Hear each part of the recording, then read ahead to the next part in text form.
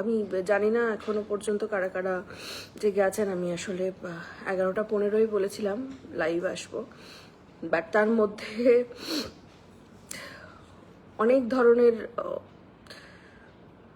Threat call, threat message, হুমকি, সমস্তটাই handle করতে করতে আসলে লেট হয়ে গেল। আর সব থেকে বড় কথা, মানে ধন্যবাদ, হাততালি, যে কোনো একজন মানুষের থ্রেটকেও আপনারা সাপোর্ট করলেন। আমি চাইনি আসলে এই লাইভটা, আমি করতেই চাইনি। শুরু থেকে আজও পর্যন্ত আমি কোনো কাদা চেটাচেটি চাইনি। প্রতিটা মোমেন্টে, প্রতিটা মুহূর্তে আমি চুপ ছিলাম। যবে থেকে আমি চক্রবর্তী ফ্যামিলি থেকে বেরিয়েছি, আমি কারো এগেনস্টে আজও পর্যন্ত কেউ বলতে পারবে না যে আমি আমার কোনো লাইভে, কোনো ভিডিওতে, কোনো কিছুতে আমি কারোর এগেনস্টে কিছু বলেছি। কিন্তু আমার সীমাটা এবারে শেষ। আমি এটার একদম শেষ চাই। মানে আমি তো সব কিছু থেকে বেরিয়ে গেছি অনেক দিন আগে, তো আমি এটার শেষ চাই এবারে। কি শুনতে চান বলুন? আজকে আমি সব সত্যি বলবো। আমি বাঁচতে চেয়েছি, নিজের মতন করে বাঁচতে চেয়েছি। এটাই একটা অপরাধ? একটা মেয়ে হিসেবে যদি শুধু সে বাঁচতে চায়, অপরাধ?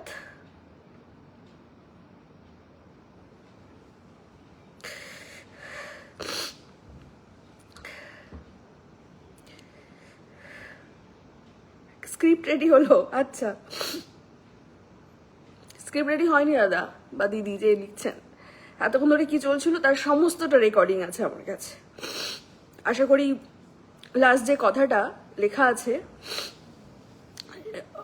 যে ছবিটা আমি পোস্ট করেছি, সেই স্ক্রিনশটটাও আমি পোস্ট করে দিয়েছি। হ্যাঁ, তা করলে কেন?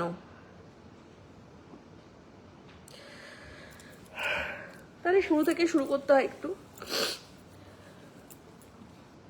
হ্যাঁ, সব্যসাচীকে বিয়ে করার আগে আমার বিয়ে ছিল, সেটা সব্যসাচী শুরু থেকেই জানতো। এবং আমি এটাও জানতাম যে সব্যসাচীর বহু মেয়ের সাথে অ্যাফেয়ার, এবং একটা ভাড়া বাড়িতে থাকে ওরা। আর আমার কাছে কোনোদিন অর্থটা ম্যাটার করেনি। পুরোটা শুনবেন, সবটা শুনবেন, আমি আমার নিজেরটাও বলবো। এই 7 বছর ধরে আমি যে হুমকিগুলো, হ্যাঁ হ্যাঁ, একটু ওয়েট করুন মৌসুমিদি, একটু ওয়েট করুন। যে ডিভোর্সটা কেন হলো সমস্তটাই জানতে পারবেন। আমি এখনো পর্যন্ত মানে হুমকি শুনছিলাম যে আমি যদি সব বলে দিই কি কি হতে পারে আমার সাথে। আমি কিছু বলিনি, বলতে চাইও নি, বাট আমার মনে হয় এটা শেষ হওয়া দরকার। যা হয় হবে। আর কেন সোশ্যাল মিডিয়ায় এসে বলছি? কারণ সোশ্যাল মিডিয়াতেই নোংরামোগুলো চলছে। তাই আমাকে আজ মানে মাঝরাতে এই অবস্থাতেই লাইভে আসতে হলো। আমি যখন সব্যসাচীকে বিয়ে করি না, সব্যসাচীর নিজস্ব একটা ব্যাংক অ্যাকাউন্ট পর্যন্ত ছিল না। আমি ভালোবেসেছিলাম একটা মানুষকে যার লেখা দেখে আমার মনে হয়েছিল যে একটা মানুষ যার লেখা, লেখনী আর সেই মানুষটা এক। এই যে আপনারা লেখেন না যে এখনো সব্যসাচী বাবু অনেক কষ্ট পাচ্ছেন, আপনার জন্য অনেক কষ্ট পান, সেটা তার লেখা। মানুষটা কি আদৌ সে?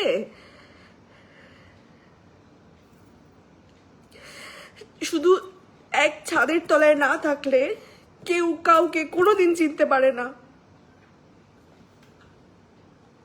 আমি সেটা সহ্য করে এসেছি 7টা বছর। আমি জানি না আজকে আমি লাইভে কতটুকু বলতে পারবো, আমি চেষ্টা করব। অনেক মানুষ জড়িয়ে আছে, সবকিছুর সাথে অনেক মানুষ জড়িয়ে আছে, কিন্তু আমি তো সবার নাম করব না। কিন্তু শুধুমাত্র আমার কারণটা বলতে হবে। আমি যেটুকু রোজগার করতাম সেই সময় 2017-র কথা বলছি, যেটুকু রোজগার করতাম তার বেশিরভাগটাই আমি কিন্তু ওদের ওদের ওপরে তুলে দিতাম। মাত্র 15,000 টাকা স্যালারি পেতো, তাও ব্যাংক অ্যাকাউন্ট ছিল না সব্যসাচীর। বইয়ের তলায় টাকা রেখে দিন চলতো।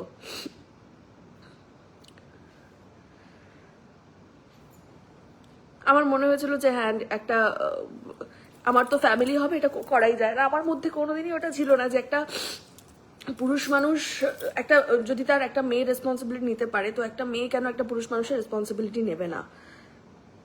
তো সেই জায়গা থেকে আমি কোনোদিনই হিসেব করিনি। কিন্তু এই যে বলেন না ফ্যান্টাসি, আমি জানি না আমি কতটা নোংরা জায়গাতে আমাকে আজ বলতে হবে, মুখে উচ্চারণ করতে হবে। হ্যাঁ, আপনাদের চোখে আমি খারাপ, আমি নির্লজ্জ, কিন্তু চক্রবর্তী ফ্যামিলি কি ধোয়া তুলসী পাতা? এবারে নাটকটা দেখুন।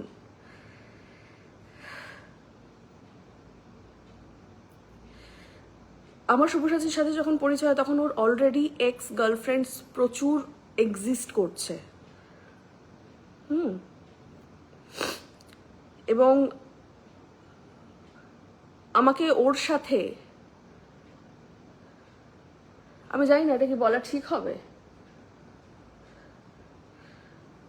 তার পুরনো এক্স গার্লফ্রেন্ডের সাথে ও সেক্সুয়াল কিছু ভিডিও তুলে রাখতো যেগুলো আমাকে দেখাতো, এবং সেগুলো ছিল ওর ফ্যান্টাসি। এবং লোককে দেখিয়ে সেক্স করতে হবে, ফ্যান্টাসি। আমি এগুলোকেই ভাবতাম বোধহয় নর্মাল। আমার পাশে অন্য মেয়েকে শুয়ে সেক্স, সেটা আমাকে দেখতে হবে, আমায় ভিডিও করতে হবে। কে আটকে উঠছেন না? সব্যসাচী বাবু এত সুন্দর লেখেন, এত সুন্দর মানুষ।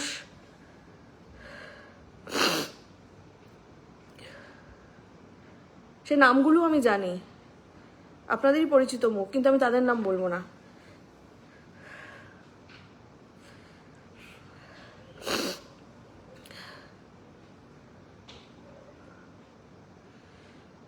আর এই যে সায়ক চক্রবর্তী বলেন, যখন আমার সাথে পরিচয় হয় কোন ছেলের সাথে সম্পর্ক ছিল তার, এবং তার সাথে সেক্স করতে গিয়ে তার পেনিস ছিঁড়ে যায় এবং রুবি হসপিটালে সে ভর্তি হয়, একটু খোঁজ নিয়ে দেখুন কোন ছেলে, তার নাম আমি নেব না, কারণ সে আমার কোনো ক্ষতি করেনি।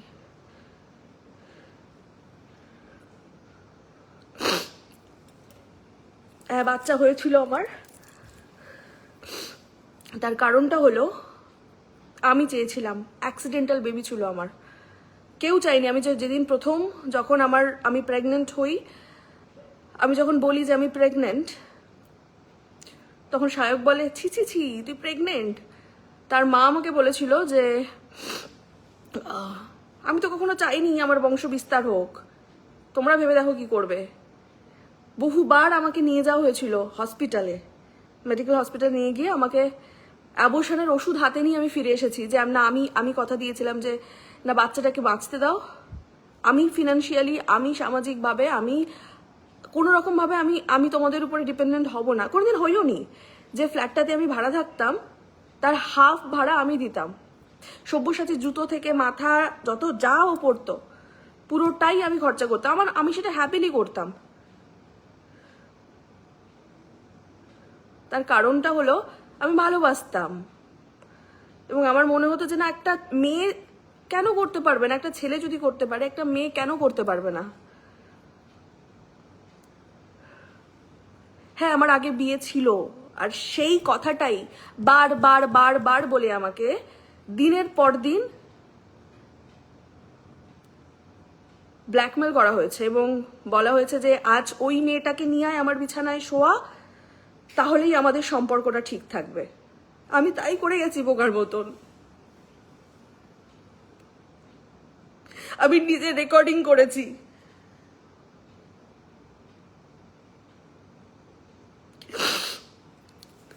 আর সমস্তটা নাটক আপনারা দেখেন। আমি লাস্ট বলেছিলাম যে আমি দেখ তোদের লাইফ থেকে আমি বেরিয়ে গেছি। ইনফ্যাক্ট ডিভোর্সের আগে পর্যন্ত সায়ক চক্রবর্তী আমাকে বুঝিয়েছে, দেখ আমাদের এই ফ্যামিলি যে ড্রামাটা আমরা দেখাই সেটা আমাদের বিজনেস, এর থেকে বেরিয়ে যাস না, সবাই তোকে ছি করবে, তোকে কেউ কেউ বাঁচতে দেবে না তোকে। আবার এই সলিউশনও দিয়েছে, দাদা তোকে ভালোবাসে না কি হয়েছে, দাদা তোর অন্য অন্য ছেলে অন্য মেয়ের সাথে শুচ্ছে তো কি হয়েছে, তুই অন্য কোনো ছেলের সাথে শো, কিন্তু সম্পর্কটাকে ঠিক রাখ। লাস্ট এই এই কথাটাও আমাকে শুনতে হয়েছে। আজ আমার নতুন বিয়ে হয়েছে, আমি আজ সাহস করে সমস্তটা বলছি, আমার নতুন শ্বশুর বাড়ির সবাই দেখছে, আপনারা সবাই দেখছেন।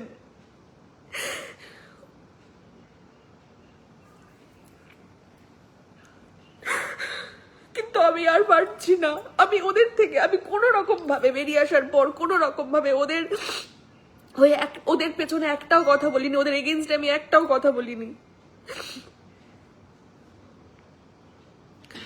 আর এই যে ফ্ল্যাটটা আমার বহু দিনের স্বপ্ন ছিল, যেটা মুকুন্দপুরের ফ্ল্যাট, যেটা আমি আর সব্যসাচী একসাথে থাকতাম, আমি শুরু থেকে ওদের বলতাম যে নিজস্ব একটা ফ্ল্যাট ভীষণ দরকার। যখন ওরা ভাড়া বাড়িতে থাকতো ওরা বলতো যে কাল বাঁচবো কি বাঁচবো না ঠিক নেই, টাকা জমিয়ে কি হবে, ফ্ল্যাট করে কি হবে।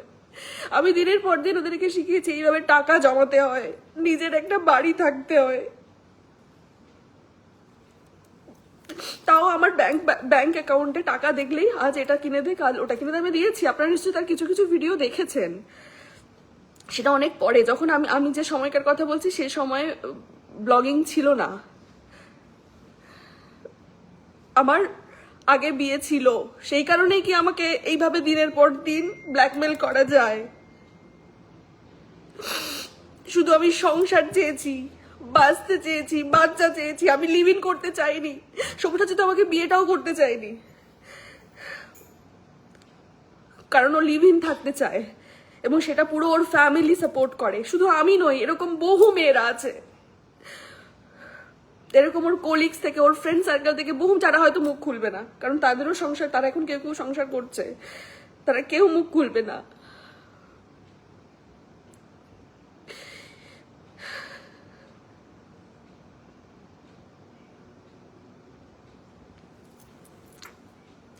আর সোশ্যাল মিডিয়া কোনোদিন আমার কোনোদিন ভালো লাগতো না সোশ্যাল মিডিয়া। জবে থেকে সায়ক দেখলো যে এই ফ্যামিলি ব্লগিংটা মানুষ কাছে, আর এই যে মায়ের প্রতি এত ভালোবাসা, কই সেটা তো আমি জবে থেকে এসেছি, আমি শুরু থেকে কিন্তু দেখিনি। যখন দেখা গেল যে মায়ের প্রতি এই যে ভালোবাসাটা সেটা মানুষজন পাবলিক খুব ভালোভাবে খাচ্ছে, তবে থেকে কিন্তু শুরু হলো এই এই মাকে নিয়ে যে ব্যাপারটা। এবং দিনের পর আমার মা কালো, এই যে আপনারা দেবলীনাকে দিয়ে করছিলেন না, আমি ওই পথটা বেছে নিইনি। দেবলীনার স্টোরি আমার স্টোরি একই, বাট দেবলীনাকে সে সাপোর্ট করছে আর আমার এগেনস্টে গেছে, কারণ আমি ওদের আয়ত্তের বাইরে বেরিয়ে গেছি। আমাকে কন্ট্রোল যে করতো, আমাকে প্রতিনিয়ত যে একটা থ্রেডের মধ্যে রাখতো, যে চক্রবর্তী ফ্যামিলি ছাড়া এটা বহুবার আমাকে থ্রেড দেওয়া হয়েছে, সব্যসাচী, সায়ক, যে চক্রবর্তী ফ্যামিলির বাইরে গেলে তুই বাঁচবি না। আমি করে দেখিয়েছি যে চক্রবর্তী ফ্যামিলির বাইরে গিয়েও আমি করতে পারি, কারণ আমার মধ্যে সেই ট্যালেন্টটা আছে।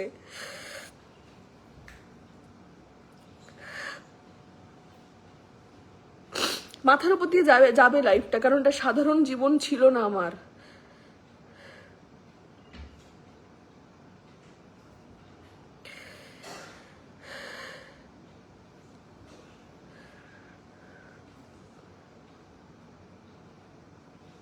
না, হাসির পাত্র আমি হচ্ছি না, আমি পুরোটাই বলবো।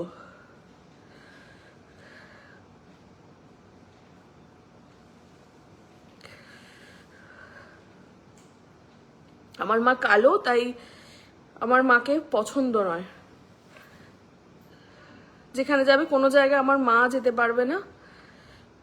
লাস্ট ওর মায়ের 25 ডিসেম্বর যেদিন আমি সিদ্ধান্ত নিলাম যে না আর পসিবল হচ্ছে না, আমার টাকায় ফ্ল্যাট, ও আমি তো হারিয়ে ফেলছি এক জায়গা থেকে আরেক জায়গা বলতে গিয়ে। আমি যখন দীর্ঘদিনে টাকা জমি ফ্ল্যাটটা ইএমআইতে নিতে যাচ্ছি, তখন আমাকে ব্যাংক থেকে বলা হলো আপনি যেহেতু সিরিয়াল করেন সেই কারণে আপনার একটা সিকিউরিটির জন্য আরেকজনের কারুরকে লাগবে যার পিএস স্লিপ আছে, তো তার জন্য সব্যসাচী বলল যে তুই নিজে যদি ফ্ল্যাটটা কিনিস তোর একার নামে থাকে, আমি তোর সাথে থাকবো না। আমার মনে হলো যে হ্যাঁ, একটা বর তো তার ওয়াইফ দুজনের নামে করে, তো আমি নিজে কিনলেও তো আমি বরের নামে ইকুয়ালি করতে পারি। তো সেখান থেকে আমার ফ্ল্যাটটা জয়েন করা এবং জয়েন্ট লোন অ্যাপ্লাই করা, পুরো টাকাটাই কিন্তু আমারই দেওয়া। ইনফ্যাক্ট আমার কাছে পুরো ডকুমেন্টস আছে। আমি লাস্ট 16 lakhs যে আমি শোধ করেছি তার পুরো ডকুমেন্টস কিন্তু আমার কাছে আছে। আমাকে যে থ্রেড দিচ্ছে না বাড়ি থেকে বার করে, ওর ঠিকানাটা কোনোদিনই ওর ছিলই না, ঠিকানাটা আমার ছিল, যেখানে ওরা প্রত্যেকদিন বলতে চেয়েছে যে ওটা ওর ফ্ল্যাট। আমি বেরিয়ে এসেছি যাতে ওর থাকার জায়গার অভাব না হয়, আমি বেরিয়ে এসেছিলাম। কিন্তু তার তো একটা শেষ থাকবে।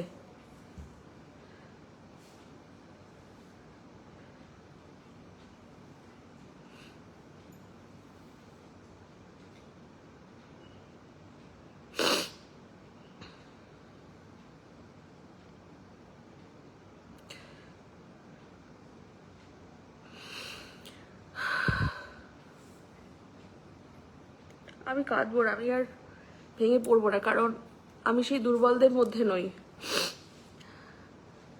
আজ নতুন বিয়ে হওয়ার পরেও আমি যখন এতগুলো সত্যি কথা নিজের ব্যাপারেও আনতে পেরেছি, তো আমি আর কাঁদবো না।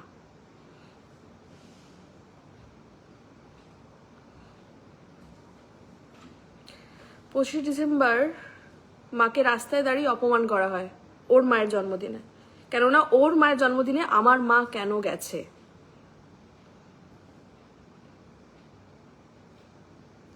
সেটা ছিল আমার কফিনের লাস্ট পেরেক।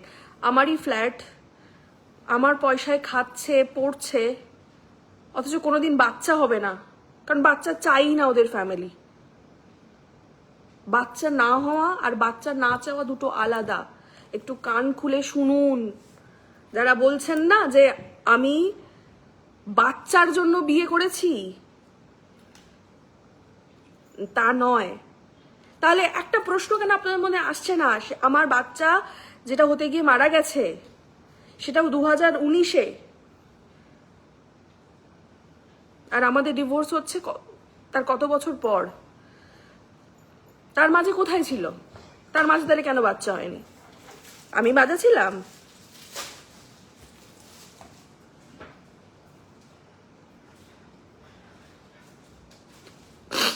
আমি প্রচুর কমেন্ট শুনেছি আপনাদের যে আমি বাজা, আমি উড়নচণ্ডী, আমি সংসার ম্যাটেরিয়াল নই। আপনারা দেখেছেন ভোরবেলা উঠে রান্না করে, আমি সব্যসাচী আলাদা খেতে পছন্দ করি, তার জন্য রান্না, আমি কাজের লোক ছিল না আমার, আমি আলাদা রান্না করে নিজের রোজগারের টাকায়। লঙ্কা তার ঝাল লাগে, আমি রান্না করে লঙ্কাটা বেচে তার টিফিন বক্সে রেখে দিয়ে আমি শুটিংয়ে গেছি, ফিরে আসার সময় বাজার করে বাড়ি ফিরেছি। এগুলো বলার কথা নয়, তাও বলছি তার কারণ আমি কি করেছি সেগুলো বলার জন্য, কারণ তখন ব্লগিং ছিল না।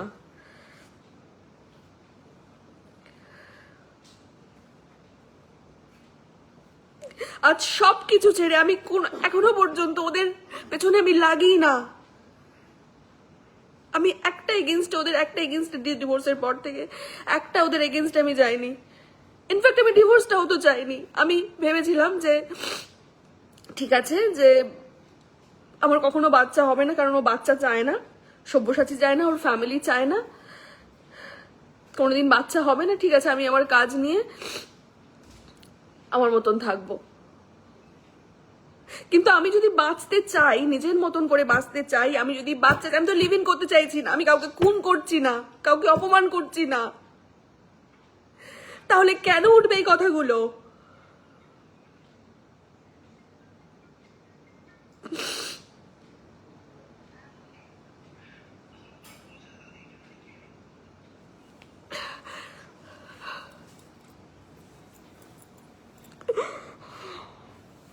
আমি আর সত্যি পারছি না। আমি জানি না এই চক্রবর্তী ফ্যামিলি, সায়ক, সব্যসাচী এরা কবে আমার পিছন ছাড়বে, আমি সত্যি জানি না।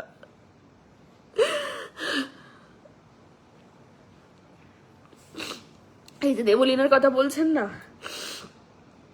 দেবলীনার বিয়েতে একটা ছোট ইনসিডেন্ট ঘটেছিল। সেখানে সায়ক আমায় বলেছিল যে ওর অনেক ফলোয়ার, ওর সাথে আমাকে ভিডিও বানাতে হবে। সে যদি তোদেরকে যদি অপমানও করে, অ্যাকচুয়ালি অপমানিত হয়েছিলাম আমি ওর মা দুজনেই, সে ঘটনায় আর যাচ্ছি না। তখন ওর মা আর আমি বেরিয়ে এসেছিলাম এবং বলেছিলাম দেখ এই হয়েছে। বলেছিল না ওখানে গেলে আমার প্রচুর ভিডিও হবে, প্রচুর ফুটেজ হবে। আর আমি দেখ আমি মেরুদণ্ড বিক্রি করে কোনো কাজ করতে পারবো না। তখনও বলেছিল না আমার মেরুদণ্ডের থেকে আমার টাকার মূল্যটা বেশি আমার কাছে, আমি টাকার জন্য মেরুদণ্ড বিক্রি করে দিতে পারি।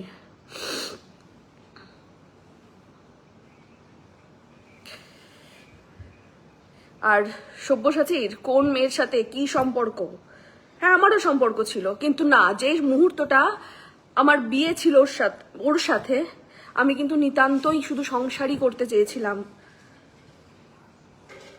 আমার পরিচিত মহল সকলেই জানে যে আমি সংসারটা কতটা ভালোবাসি। আমি কাজ, সংসার, বাচ্চা ইকুয়ালি মেনটেন করে গেছি। আমার মনে আছে আমার ফার্স্ট যখন যে বেবিটা, তার ডাক্তার দেখাতে যাওয়া থেকে শুরু করে সব নিজে করেছি, সব একা। ইনফ্যাক্ট যে স্বাদের ছবিটা সায়ক চক্রবর্তী পোস্ট করে আমাকে উইশ করেছে না, উইশ করানোর ভান করেছে উল্টে বলা যেতে পারে, সেই বাজারটাও কিন্তু আমি নিজে বয়ে করেছি। মিষ্টিটাও কেউ আনেনি। আমি বলেছিলাম যে এরকম স্বাদ হবে, তখন সায়ক বলেছিল তোর বাচ্চা তুই স্বাদ করবি, আমি কেন টাকা দেবো। স্বাদটাও কিন্তু কেউ করেনি, আমি নিজের টাকায় স্বাদ করেছিলাম। তাও স্বাদ কিনা ওর মায়ের জন্মদিন আর আমার স্বাদটা একই দিনে ফেলাও, যাতে একই খাবারে সকলের খাবার হয়ে যায়। না না আমি থানায় যাব না, কারণ থানায় সলিউশন নেই, আর আমি সলিউশনের জন্য লাইভটা করছি না।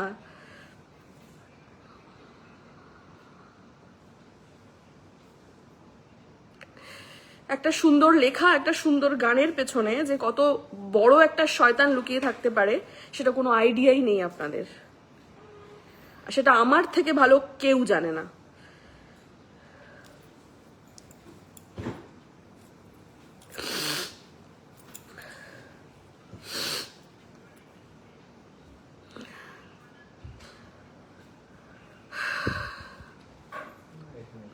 নাটক হতেই পারে, নাটক মনে হতেই পারে।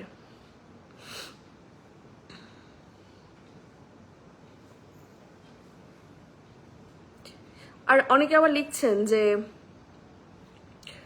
আমার এই বরের সাথে নাকি সম্পর্ক, তাই জন্য নাকি আমার বিয়ে ভেঙে গেছে। একদমই নয়, বিয়েটা আমার অনেক বছর আগে ভেঙে গেছে। কারণ লাস্ট 2 বছর আমার সব্যসাচীর সাথে কোনো রকম শারীরিক সম্পর্ক ছিল না, কারণ সে তখন অন্য মেয়েদের সাথে শারীরিক সম্পর্কে লিপ্ত। আমার প্রতি তার কোনো ইন্টারেস্টই ছিল না। ফলে ডিভোর্স কাকে বলে? শুধু একটা খাতায় সাইন করা?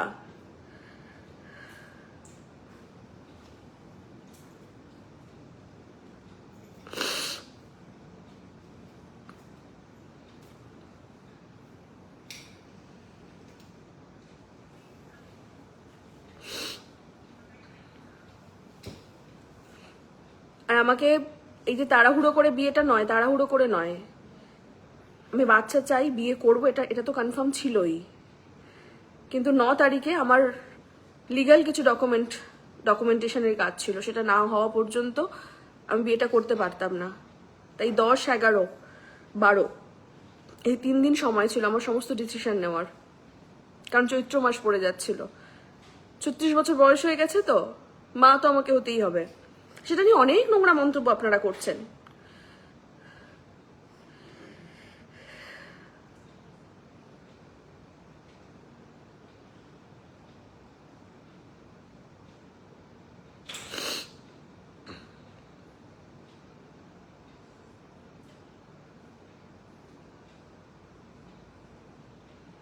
আমি সত্যি জানি না আর কি কি বলা উচিত। আমার আসলে বাজছে এই কথাগুলো বলতে। আমি কোনোদিনই চাইনি কাদা ছেড়ে যেটা করতে।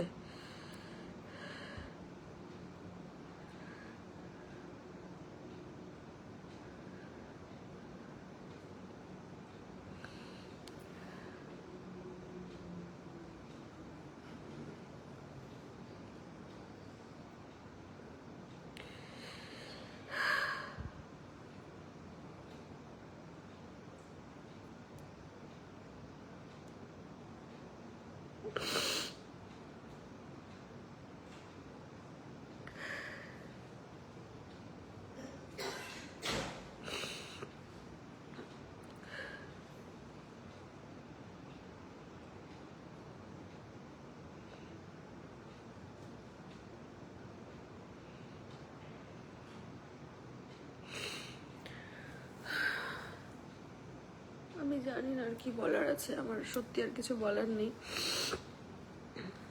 সবটা হয়তো গুছিয়ে বলা হলো না, প্রচন্ড অগোছালো লাগছে। সুইসাইডের পথ আমি কোনোদিন বেছে নিইনি, নেবও না, কারণ আমি অতটা ভীতু নই। তাহলে সুন্দরবন থেকে এতটা স্ট্রাগল করে আমি আসতাম না।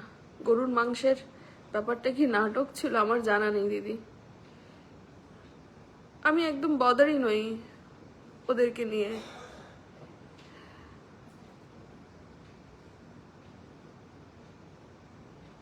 আমি জানি ডিভোর্সের পরে আমাকে আমার মাকে কি কি শুনতে হয়েছিল, দিনের পর দিন আমাকে বাজা শুনতে হয়েছে। আমি চুপ ছিলাম, আমি কিন্তু কোনো কথা বলিনি।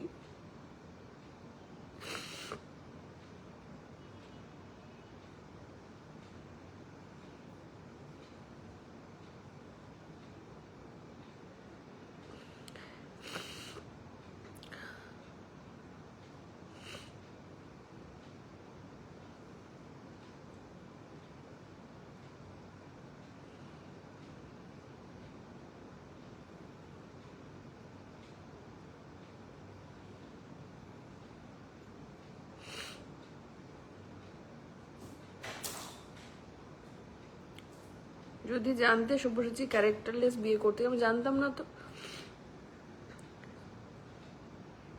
বা মনে করুন না আমিও ক্যারেক্টারলেস, সব্যসাচীও ক্যারেক্টারলেস, কিন্তু মনে করেছিলাম নতুন শুরু হচ্ছে,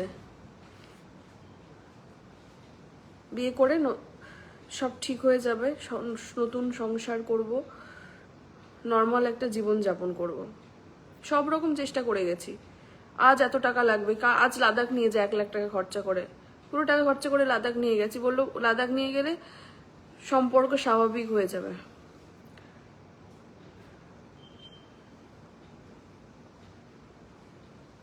তারপরে বললো যে ওই মেয়েটাকে নিয়ে আয়, থ্রিসাম করলে সম্পর্ক ঠিক হয়ে যাবে। এটাই নাকি মানে একটি বউকে নাকি দেখতে দেখতে বোর হয়ে যায় মানুষ, তারপর নাকি অন্য মেয়েকে ফ্যান্টাসি নিয়ে আসলে নাকি একটা সম্পর্ক আবার দাম্পত্য সম্পর্ক নাকি ঠিক থাকে। আমি সেটাকেই সত্যি ভাবতাম। সত্যি কি তাই? কে জানে, মানে আমার তো এখন মনে হয় না ওগুলো সব ভুল, মিথ্যে।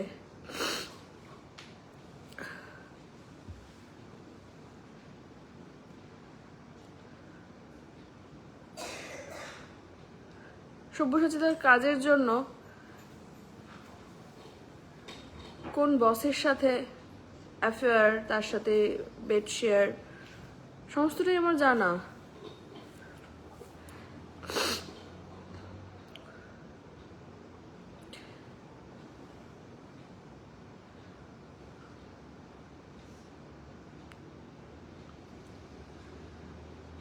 আমারও সম্পর্ক ছিল বিয়ের আগে।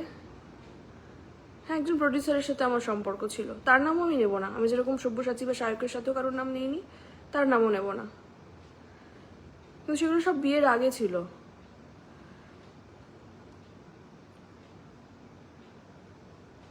তিন মাসের জন্য ছিল সম্পর্ক, বাট সেটাও আমাকে শুনতে হতো যে আমার সারা জীবন তার সাথে সম্পর্ক আছে।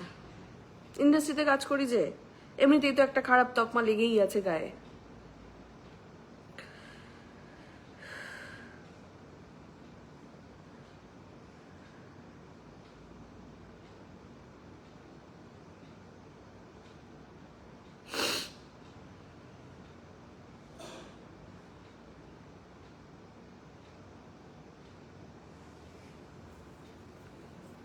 আর আমি কোনো বড় লোককে বিয়ে করিনি। হ্যাঁ, পয়সা দেখে কাউকে আমি বিয়ে করিনি।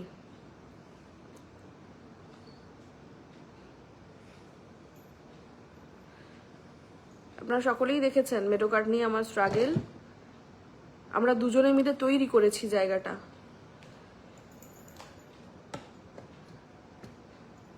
আমার যে হাজবেন্ড, তার পয়সা দেখে আমি, তার পয়সা নেই, পয়সা আমরা তৈরি করছি একসাথে। ঠিক যেমনটা ভেবেছিলাম সব্যসাচীর ক্ষেত্রেও হবে, কিন্তু আমি একতরফা খরচা করে গেছি।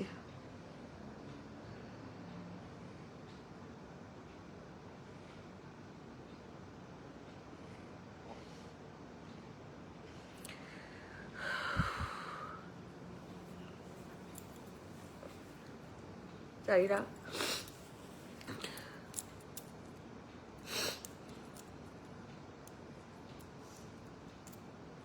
সবটা বোধহয় বলা হলো না, বলতে পারলাম না।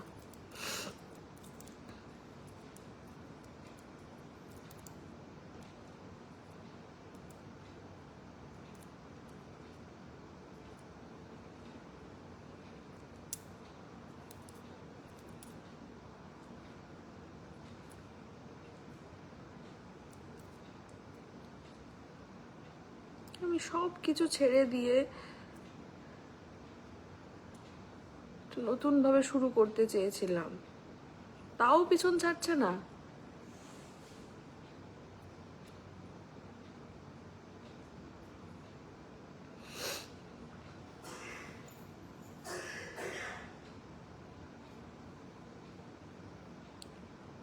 এখনো জানতে চাইছি কারোর কাছে কি এটা এখনো পরিষ্কার হয়েছে যে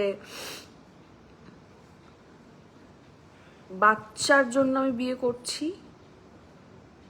তার মানে এইটা নয় যে অনেকে লিখছে আবার যে মা হতে চেয়েছো তো IVF করতে পারো। না, আমি চাই না, আমি IVF চাই না। আমি চাই বাচ্চার একটা বাবা থাকবে, তার একটা পরিবার থাকবে, সুস্থ জীবনযাপন হবে। এটা আমার অপরাধ?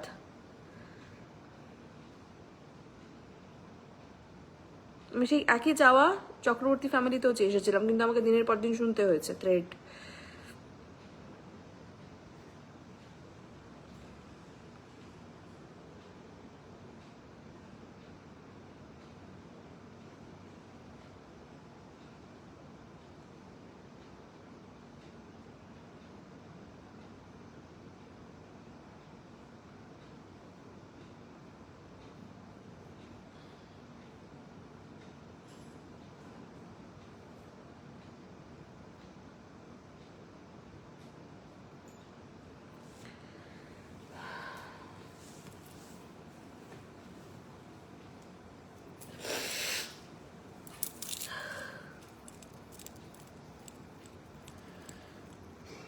সত্যি আজকের দিনে দাঁড়িয়ে যদি বাঁচতে চাওয়াটা অপরাধ হয়, লিভ ইন না করে বিয়ে করাটা অপরাধ হয়,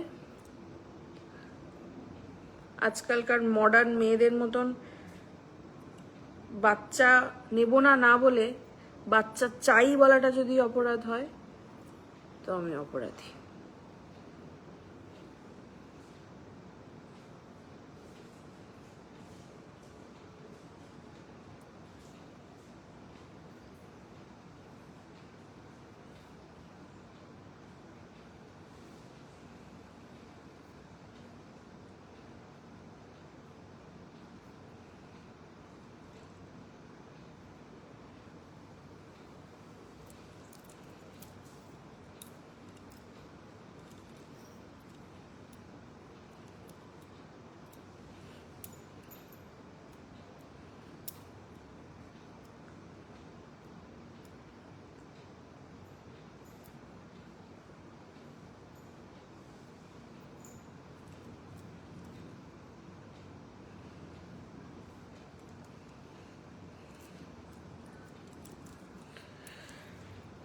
কোথায় রে?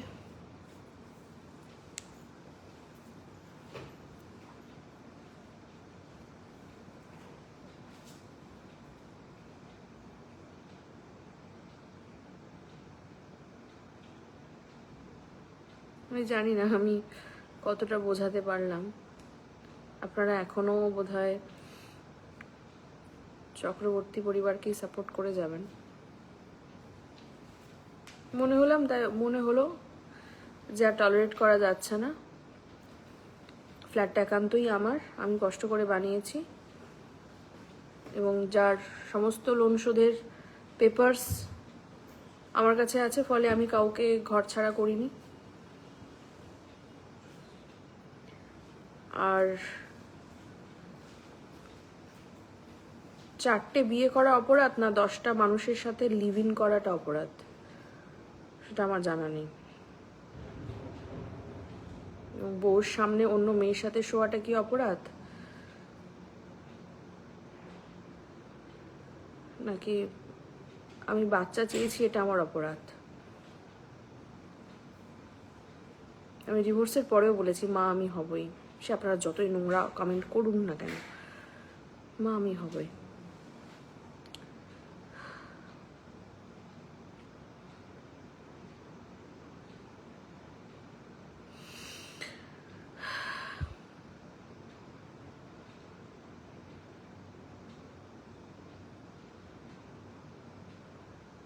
আর আপনাদের কি বলুন তো, যারা এই নেগেটিভ কমেন্টগুলো করছেন না, তাদের একটা এক্সপেকটেশন এটা যে কেউ কেউ লিখছেন যে একটা সম্পর্ক থেকে বেরিয়ে আর একটা সম্পর্কে কি করে চলে গেল। আপনাদের এক্সপেকটেশনটা কি, যে একটা মেয়ে দীর্ঘদিন ধরে, যদি বা 2 বছর তার সাথে আমার কোনো রকম ফিজিক্যাল রিলেশন নেই,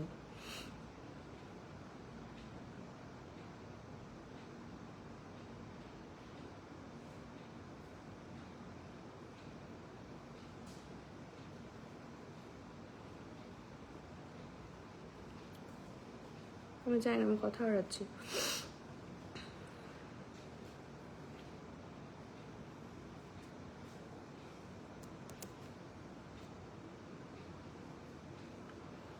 হ্যাঁ, মাঝে মাঝে একবার আমি সেপারেশনে চলে গিয়েছিলাম। আমি আর নিতে পারছিলাম না, যে এই জীবনটা আমি নিতে পারছিলাম না।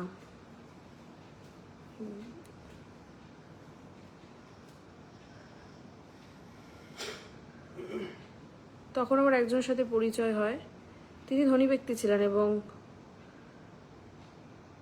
আমাকে সব্যসাচী বলতো যে ওর সাথে সম্পর্কে যা, এবং তার থেকে এই জিনিসগুলো আমাকে আদায় করে দিই, মানে বউকে বেচা আর কি।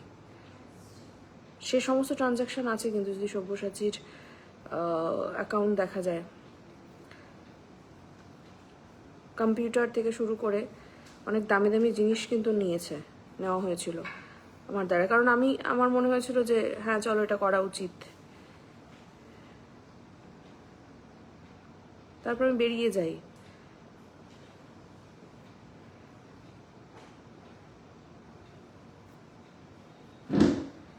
বেরিয়ে গিয়ে তাদের বাড়িতেই তার সাথেই আমি থাকতে শুরু করি, তো সেও ঠকায় আমায়।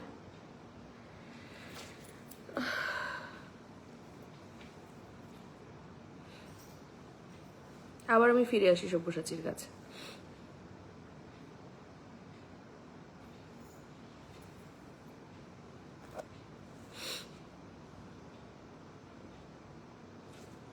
সেটা কি উল্টো দেখা যাচ্ছে বোধহয়, একটুখানি ব্যাক ক্যামেরা করে দেখে ব্যাপারটা।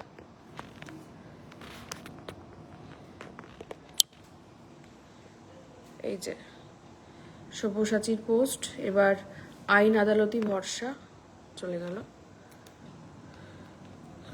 দেখো তো একটু খুলে।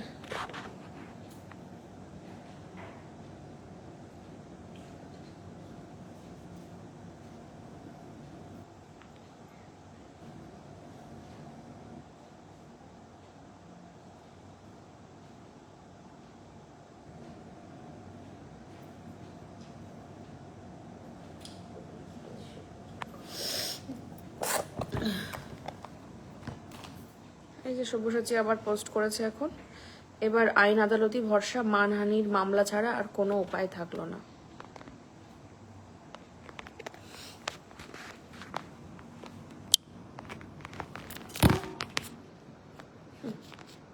আমার মানটা মান নয়,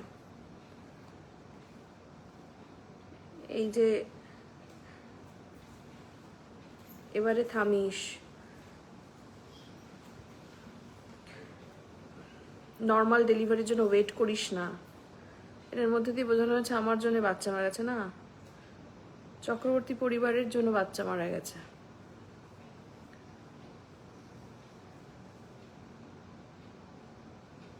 আমি সেটা কখনোই বলিনি কারোর সামনে, মুখে আনিনি।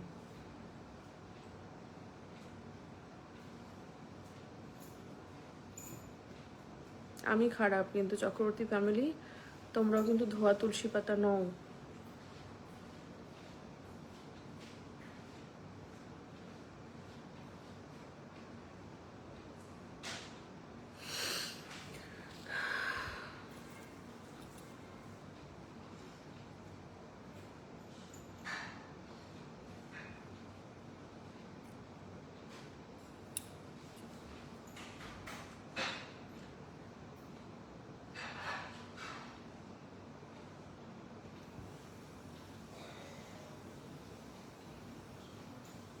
আমি জানি আমার মতন এরকম অনেক মেয়েরা পরিস্থিতির শিকার। মানে আমার কাছে যেটা আমার পাবলিক ফোন নাম্বার, সে ফোন নাম্বারে প্রচুর ফোন আসে, প্রচুর মেয়েদের এরকম আসে যে তারা এই একই রকম পরিস্থিতির শিকার, তারা সাহস পায়নি নতুন করে বাঁচার। আমি পেয়েছি।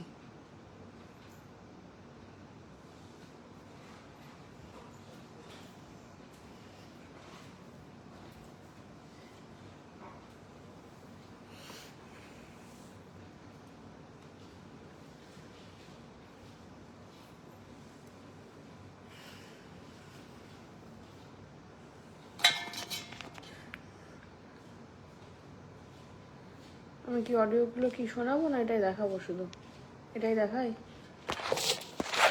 একটা জিনিস দেখাই। সায়ক চক্রবর্তীর কতবার ফোন,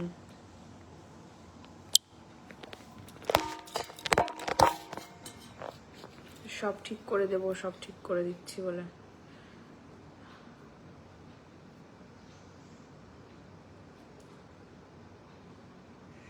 হ্যাঁ বলেছি, কারণ আমার কাছে সম্পর্কটা বাঁচানোটা ছিল মেন প্রায়োরিটি।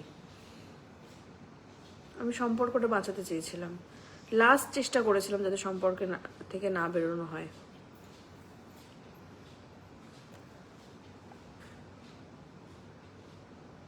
অন্ধের মতন ভালোবাসতাম সব্যসাচীকে, বেরিয়ে আসার পরেও ভালোবাসা যায়নি।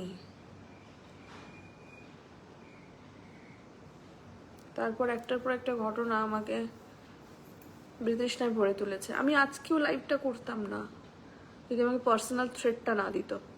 সায়ক এই যে পোস্টটা করেছে আমি তাতেও কিছু বলিনি।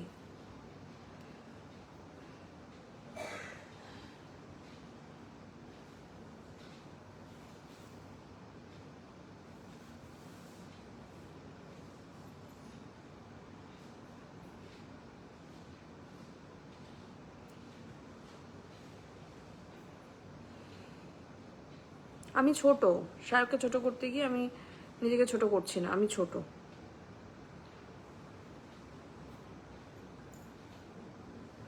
কিন্তু চক্রবর্তী পরিবারও বড় নয়।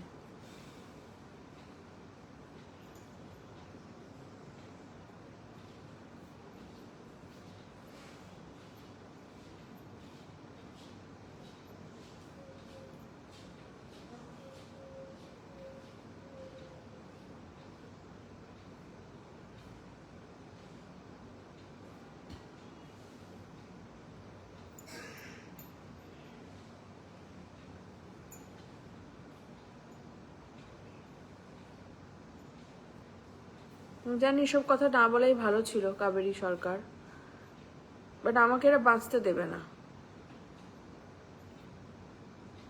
আপনারা কেউ দেখেননি যে 1 জুলাইয়ের পর থেকে বা তার আগেও আমি চক্রবর্তী পরিবারের এগেনস্টে কোনো কথা বলেছি।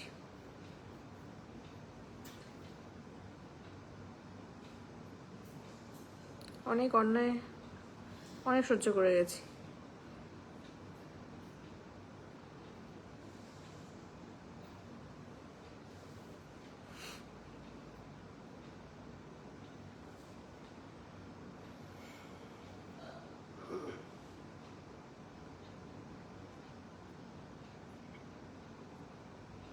হ্যাঁ চলে গিয়েছিলাম, কারণ আমার মনে হয়েছিল তাতে সম্পর্কটা, সব্যসাচীর সাথে সম্পর্কটা আমার টিকে থাকবে।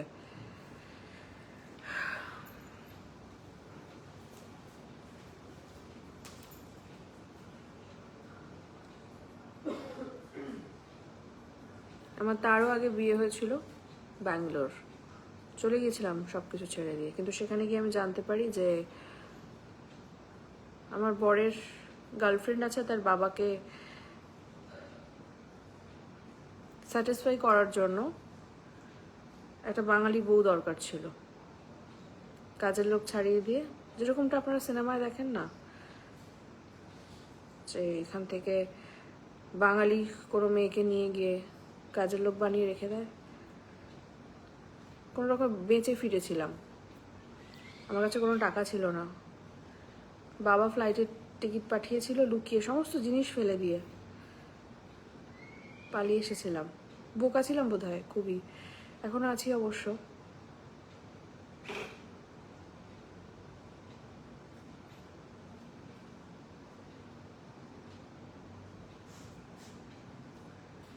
তারও আগে বিয়ে করেছিলাম ছোট বয়সে, সেটাকে বিয়ে বলাটা বোধহয় ভুল হবে। থাকতাম একজনের বাড়িতে,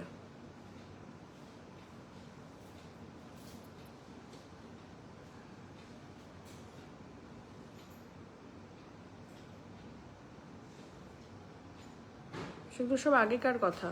আমি নিজের কথাটাও কিন্তু বলতে থামছি না, কারণ এই কথাগুলোই আমাকে দীর্ঘদিন ধরে আমাকে বলে আমাকে চুপ করানোর চেষ্টা করা হয়েছিল, আমার উপরে যা খুশি তাই করা হয়েছিল, যে আমার আগে দুটো বিয়ে ছিল।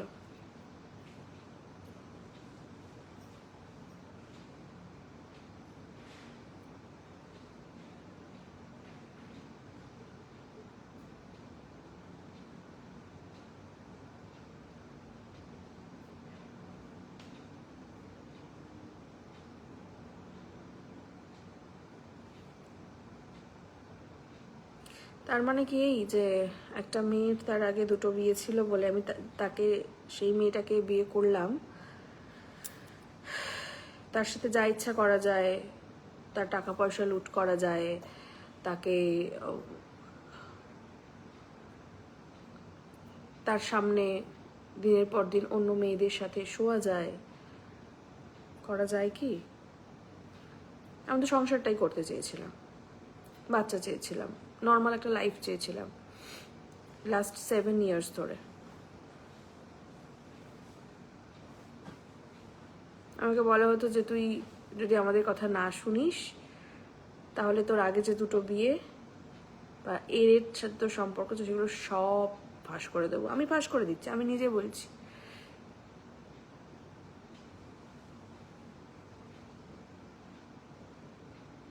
কিন্তু আমি সৎ, আমি পরিশ্রম করেছি, সেই সুন্দরবন থেকে এসে আমি কাউকে ঠকাইনি আজ পর্যন্ত। আমি পরিস্থিতির শিকার হয়েছি প্রতিটা মুহূর্তে, কিন্তু আমি হার মানিনি, না সুইসাইড করেছি, না আমি থেমে গেছি, না ফিরে গেছি। আজ আমি যে জায়গায়, সেটা সম্পূর্ণটা নিজের স্ট্রাগলে। আমি কোনো বড়লোক ছেলেকে বিয়ে করিনি, আমরা একসাথে বড়লোক হচ্ছি নিজেদের পরিশ্রমে।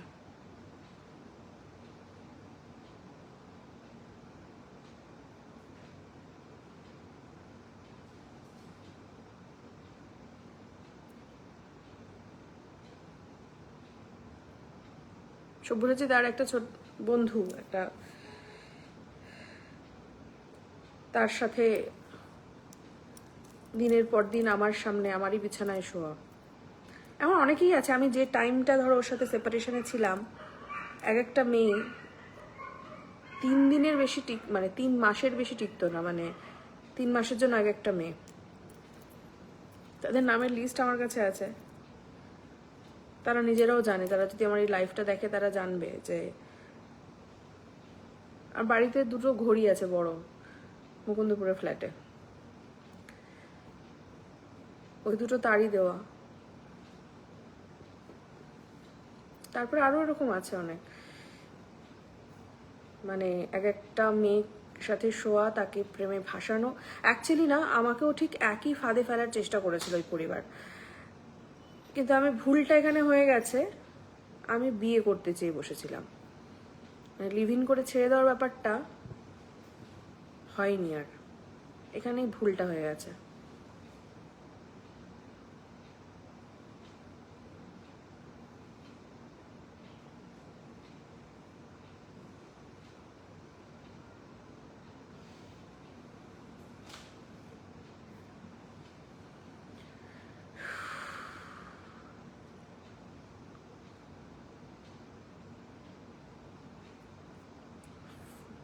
ফলে এটা বলা প্লিজ বন্ধ করুন। আমি জানি না এরপরে আপনারা অনেক কথাই বলবেন। সব্যসাচীর সাথে ডিভোর্সের জন্য আমার নতুন বিয়ে বা আমার হাজব্যান্ড বা তার সাথে সম্পর্ক কোনো রকমভাবেই দায়ী নয়, কারণ তখন শুভাশিস দে কোনো জায়গাতেই ছিল না।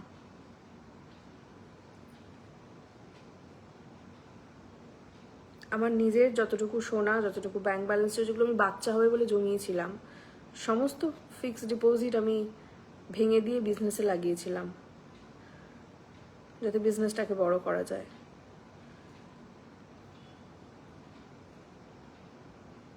কারণ আমার হারানোর কিছু আর ছিল না। আমি কখনো ভাবিনি যে আমার নতুন করে বিয়ে করা যায়, সংসার করা যায়, বাচ্চা হতে পারে কোনোদিন, জীবনটাকে নতুন করে ভাবা যায়, এটা ভাবিনি। আমি ভেবেছিলাম যে ঠিক আছে, চক্রবর্তী পরিবার থেকে তো আমি কোনোদিন বেরোতে পারবো না, এই থ্রেড থেকে কখনো বেরোতে পারবো না। যখন যত দিন গেছে একসাথে স্ট্রাগল করতে করতে আমি বুঝেছি যে না, বেরোনো যায়।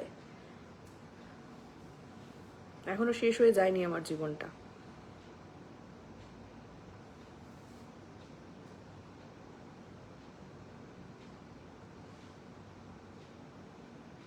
আমার রিলেশনশিপ গুনতে যাবেন না প্লিজ, প্রচুর প্রচুর রিলেশনশিপ।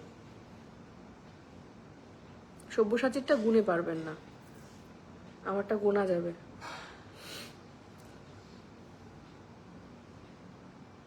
আমি শুধু নামগুলো তো নেব না, সেগুলো নিতে পারছি না।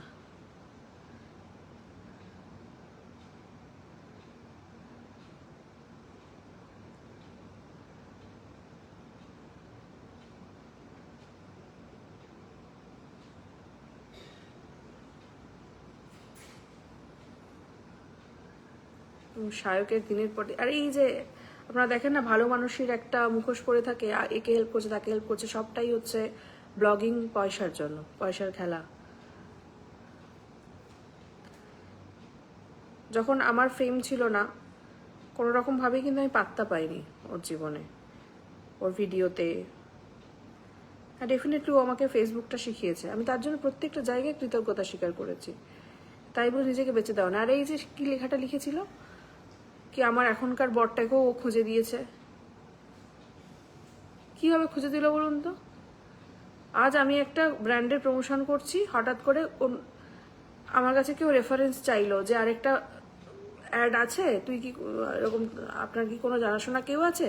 সে হয়তো বলে দিল না, এরকম মেডো কার্ডের আমি প্রমোশন করছি, তুই কি করবি? বললাম হ্যাঁ করব। শুধু এইটুকু যোগাযোগ, বাকি যেটুকু মেডো কার্ডের পুরোটা আমি নিজে করেছি। উল্টে আমাকে প্রতিটা পদক্ষেপে, যাতে আমার ক্ষতি হয়, আমার কোম্পানির ক্ষতি হয়, প্রতিটা পদক্ষেপে আমাকে বাধা দিয়েছে। আর সেটাই আমার মাথায় জেদ চেপে গেছে, না ও যত বাধা দেবে আমাকে, আমি তত বেশি এতে স্ট্রাগল করব।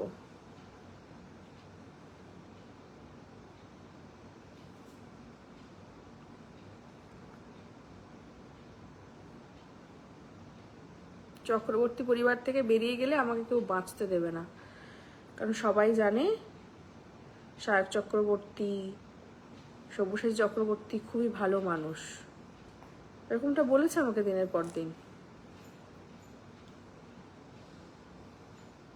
কিন্তু দেখুন, আপনারাও তো বাঁচতে দিচ্ছেন না।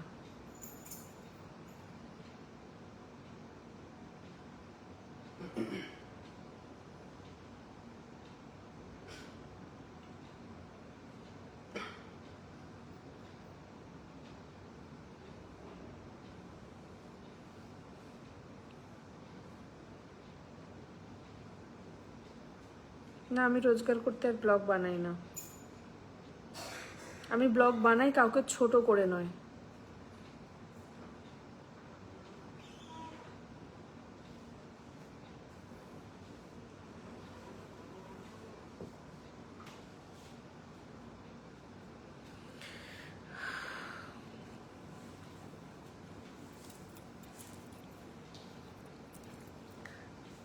যাই হোক, কতটা আমি উলুবনে মুক্ত ছড়ালাম জানি না, আমার যেটুকু বলার ছিল আমি বলে দিয়েছি, হয়তো পুরোটা বলতে পারলাম না।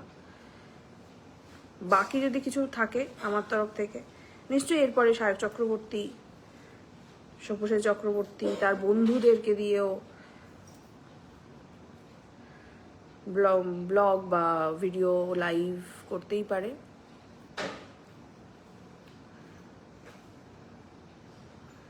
সেখানে শুধু আমারটাই জানবেন। আমি আশা করব ওই সৎসাহসটা ওদের কারণ নেই, নিজেদের সম্পর্ক স্বীকার করবে। আমি লাস্ট এটুকু বলে গেলাম যে সায়ক চক্রবর্তী বা সব্যসাচী চক্রবর্তী, তোমরা যদি আমার ব্যাপারে আর কিছু বলতে আসো, নিজেদেরটাও সাথে বলবে, যেমনটা আমি বললাম, যদি সৎ সাহস থাকে।